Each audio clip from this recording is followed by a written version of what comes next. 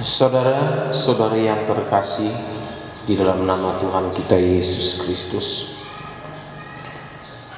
sebelum kita mendengarkan firman Tuhan, ada baiknya kita bersatu di dalam doa. Kita berdoa. Terima kasih Tuhan Yesus atas kasih karunia yang Kau berikan kepada kami di hari yang indah ini. Tuhan, kami hendak mendengarkan firman-Mu di tempat kami masing-masing. Kami serahkan ke hadapan-Mu. Engkau buka hati pikiran kami, ajari kami tetap bersyukur, dan juga berkuasalah Engkau di tengah-tengah kehidupan kami. Terima kasih Tuhan Yesus. Amin. Saudara yang terkasih di dalam nama Tuhan kita, di hari yang indah ini, di dalam Minggu Palmarum, kita diingatkan kembali untuk bersekutu kepadanya, terlebih juga di dalam khotbah yang tertulis di dalam Yohanes pasal 12. Kita mulai baca dari ayat 12 sampai dengan ayat 19. Mari kita bersama-sama membacanya dan mari kita bersatu untuk memuji memuliakan namanya. Demikianlah firman Tuhan bagi kita. Yesus dielulukan di Yerusalem. Keesokan harinya ketika orang banyak yang datang merayakan pesta, mendengar bahwa Yesus sedang di tengah jalan menuju Yerusalem, mereka mengambil daun-daun palem dan pergi menyongsong Dia sambil berseru-seru, "Hosana, diberkatilah Dia yang datang dalam nama Tuhan, Raja Israel." Yesus menemukan seekor keledai muda, lalu Ia naik ke atasnya, seperti ada tertulis, "Jangan takut, hai putri Sion, lihatlah Rajamu datang, duduk di atas seekor anak keledai." Mula-mula murid Yesus tidak mengerti akan hal itu.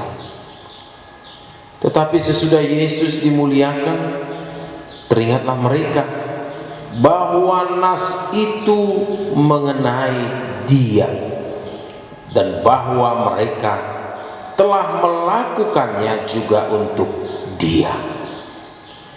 Orang banyak yang bersama-sama dengan Dia ketika Ia memanggil Lazarus keluar dari kubur dan membangkitkannya dari antara orang mati, memberi kesaksian tentang Dia.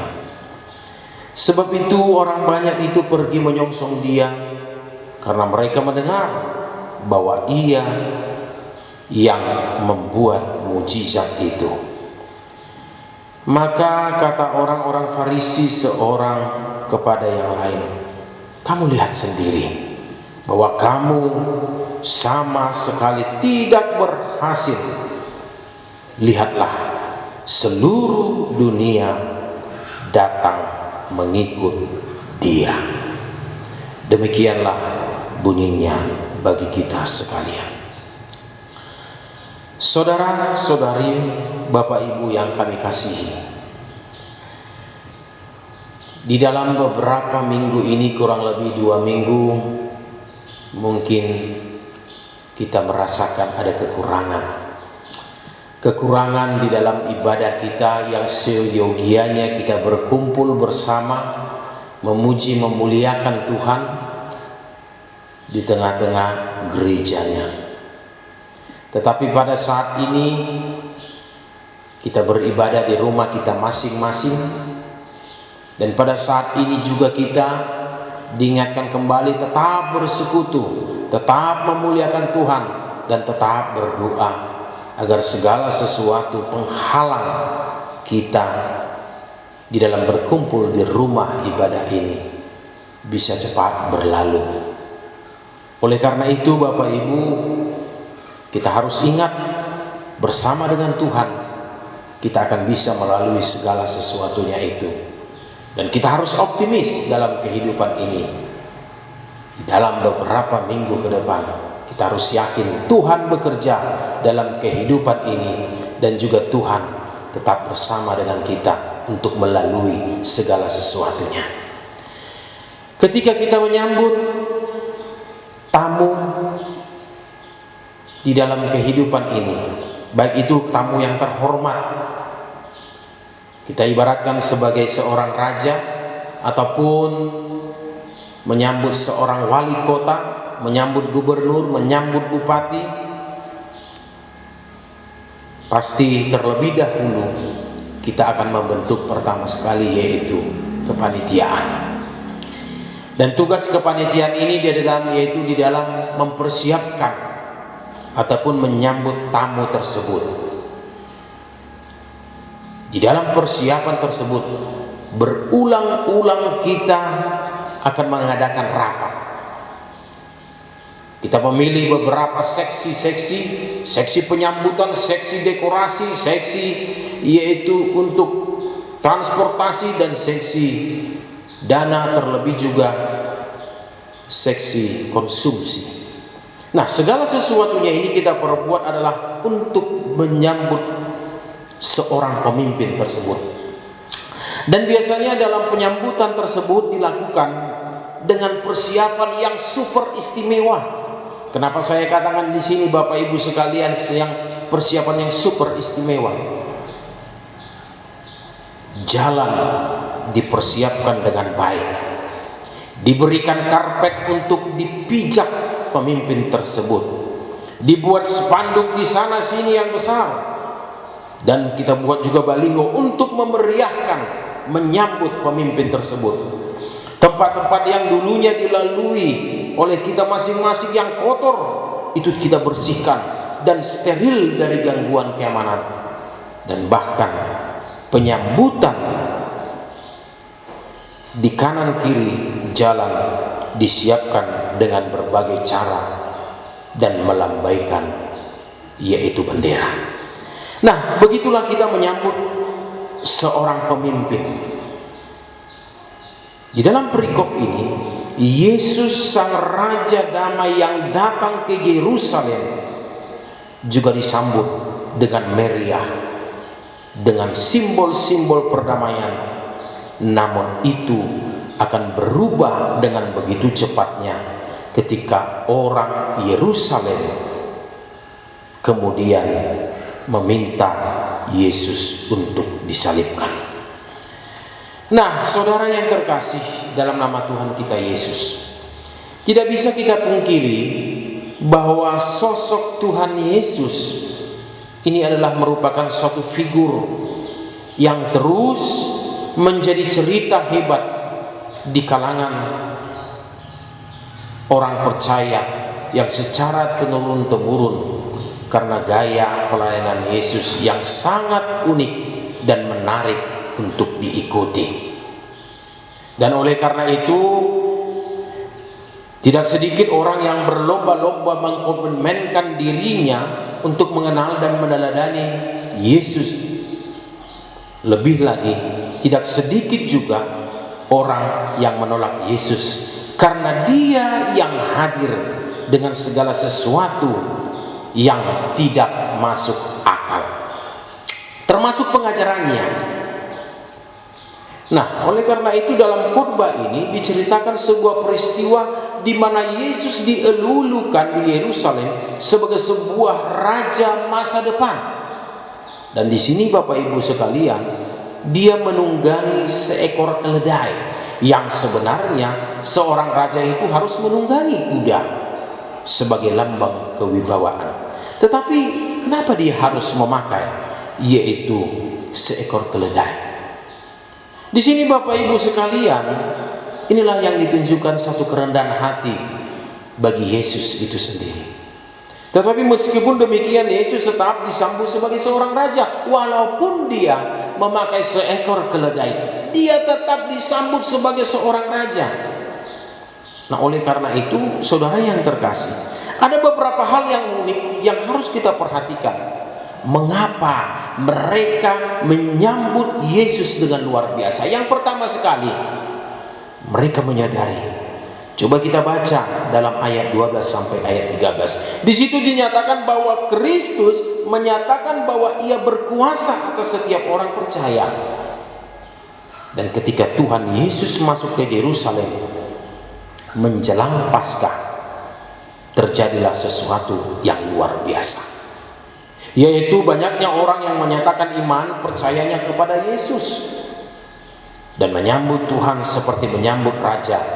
Pasti memiliki satu resiko dalam diri mereka, terlebih juga di mana orang Roma akan memandangnya sebagai sebuah tindakan makar. Kenapa saya katakan di sana ini dikatakan sebagai tindakan makar? Mana di sana akan dinyatakan suatu pemberontakan terhadap pemerintahan Roma pada waktu itu. Namun demikian, tidak ada kegentaran dalam hati masyarakat pada saat itu. Tuhan Yesus mau menyatakan bahwa ia berkuasa atas setiap orang percaya, dan bentuk kekuasaan Tuhan terlihat dari adanya pengakuan masyarakat dengan menyatakan, yaitu ayat 12 sampai dengan ayat ke-13, ada menyatakan Hosana, Hosana, dan Hosana. Dan hal ini merupakan sebuah pernyataan sikap di mana mereka mengakuinya sebagai Raja Israel. Nah, Bapak Ibu sekalian, dengan mengakui Yesus sebagai Raja berarti menerima dan tunduk pada kekuasaan pada dirinya. Inilah bentuk kekuasaan diri setiap orang percaya. Untuk itu, sadarilah, ketika Kristus menyatakan bahwa ia berkuasa atas setiap orang percaya, maka sesungguhnya hal tersebut merupakan sesuatu yang terbaik. Yesus sang raja datang ke Yerusalem dengan menunggangi, yaitu keledai. Ini juga sebagai simbol bahwa sang raja adalah seorang yang rendah hati, datang untuk berdamai dengan orang Yerusalem. Dan yang kedua yang perlu kita perhatikan, mengapa mereka menyambut Yesus dengan luar biasa? Kalau kita baca dari ayat 14 sampai dengan ayat 15, di situ ada dinyatakan Kristus menyatakan bahwa ia memberikan kelepasan dari rasa takut. Menarik untuk dipahami bahwa ayat ini adalah ungkapan jangan takut hai putri Sion. Ungkapan itu bukanlah ungkapan basi-basi, tapi memberikan kekuatan di dalamnya yang tentunya ada rasa takut yang menghantui semua orang Yahudi yang salah satunya bertindak bisa dianggap melawan pemerintah. Salah pengertian juga bisa ditangkap dan dihukum, dan ini adalah gambaran masyarakat yang terjajah. Namun di tengah-tengah tekanan yang dimaksudkan tersebut, lahirlah ungkapan jangan takut hai putri Sion. Dan ini menyatakan bahwa Kristus menyatakan memberikan kelepasan dari rasa takut tersebut.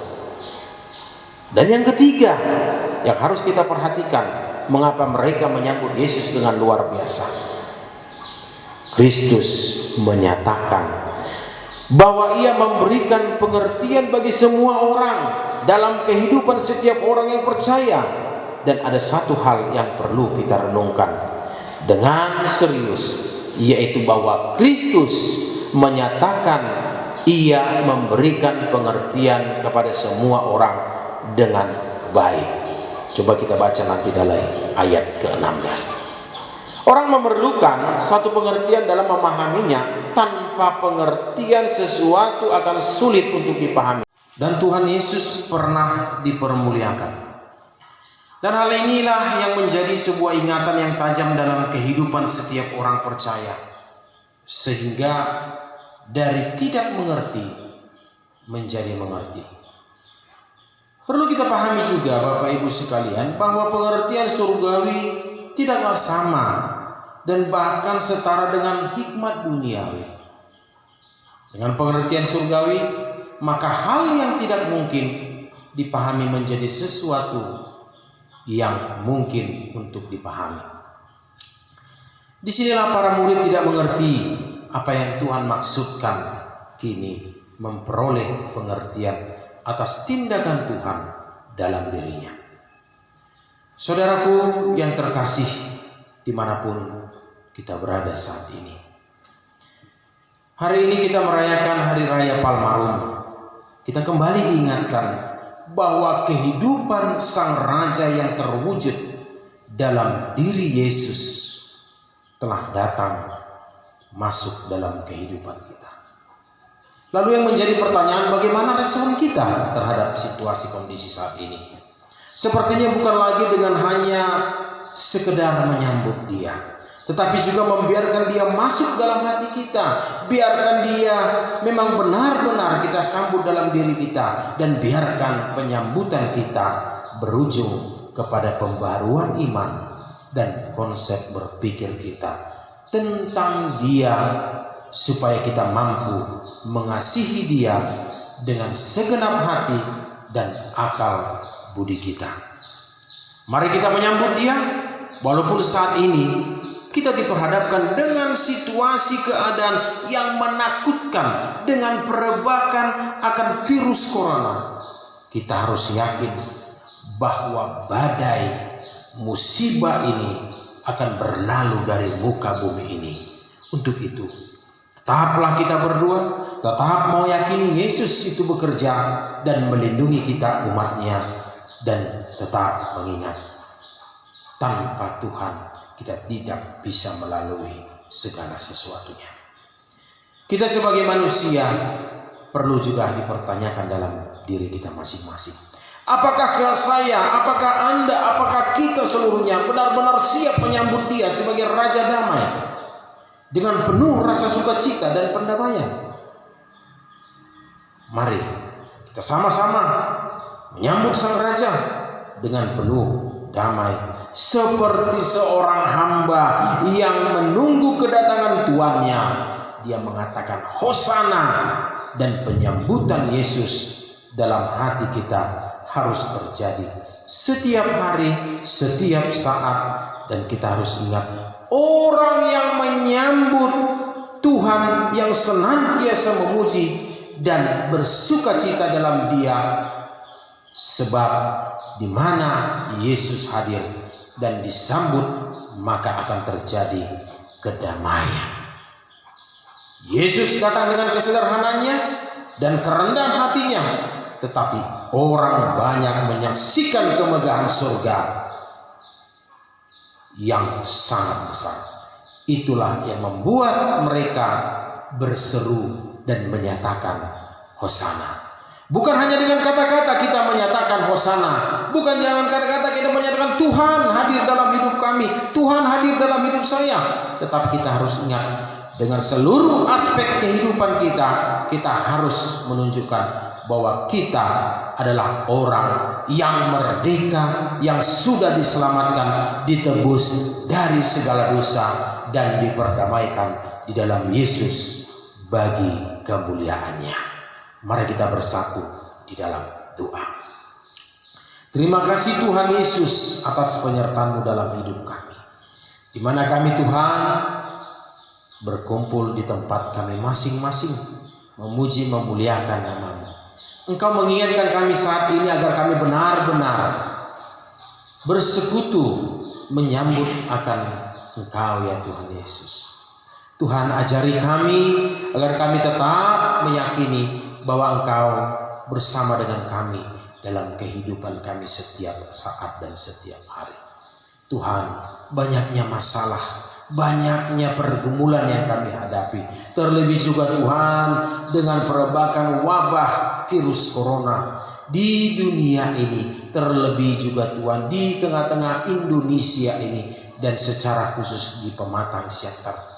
Kami serahkan ke tangan-Mu Tuhan, Engkau lindungi, berikan kami hikmat kebijaksanaan, dan juga berikan kesadaran bagi kami seluruh masyarakat, agar kami benar-benar bersama-sama memerangi akan penyakit, yaitu melalui virus corona tersebut. Setidaknya kami bisa mendengarkan dan juga melaksanakan anjuran pemerintah, anjuran yaitu pimpinan sinodi kami, agar kami tetap berjaga-jaga di rumah kami masing-masing, dan juga Tuhan, agar kami tetap berperilaku hidup sehat, agar kami jauh dari penyakit melalui virus corona. Tuhan, tidak lupa kami juga mendoakan yaitu pergumulan ekonomi kami masing-masing, bagi yang bekerja sebagai petani, ataupun di wira swasta, ataupun Tuhan sebagai pedagang, ataupun Tuhan yang bekerja di gereja-Mu dan juga di instansi pemerintahan. Kami serahkan ke tangan-Mu. Segala sesuatu yang kami laksanakan, Engkau kuduskan itu, sehingga memberikan yang terbaik bagi tubuh kami. Walaupun kami Tuhan tidak bisa berjumpa di dalam beberapa minggu ini, di rumah ibadah-Mu ini, terlebih juga Tuhan bersama-sama dengan saudara-saudari yang kami kasihi, kami serahkan ke tangan-Mu. Ikat kami dalam kasih-Mu, dan juga Tuhan, tetaplah Engkau bersama dengan kami, dan juga ajari kami selalu untuk mengakui bahwa Engkau adalah Tuhan yang Maha Kuasa. Terima kasih Tuhan Yesus, kami serahkan kehidupan kami, dan juga kami memohon kepadamu, ampunilah segala dosa-dosa kami. Terima kasih Tuhan Yesus, kami serahkan hidup kami, dan Tuhan, kami bermohon kepadamu, angkatlah seluruhnya, yaitu wabah virus corona ini, dan kami masih bisa berkumpul dengan orang-orang kami kasihi di dalam sukacita yang daripada-Mu. Terima kasih Tuhan Yesus, hadirlah Engkau, dan juga selalulah Engkau Tuhan memperhatikan kami dalam setiap pergumulan kami. Anugerah Tuhan kita Yesus Kristus dan kasih Allah Bapa serta persekutuan Roh Kudus yang selalu memberkati, melindungi engkau sekalian, baik pada hari ini, esok, dan sampai selama-lamanya. Amin.